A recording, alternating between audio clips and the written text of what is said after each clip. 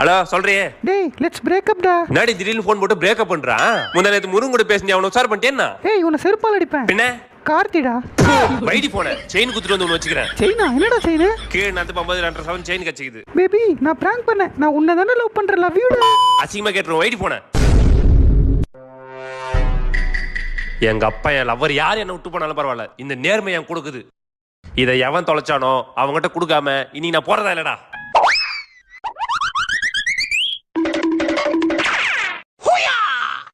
Bro என்ன bro தேடிங்கிறீங்க? என் chain ஒன்று miss ஆயிடுச்சு ப்ரோ, அதை தானே தேடிக்கிட்டு இருக்கேன். அப்ப இது உங்க செயின் தான். தாங்க.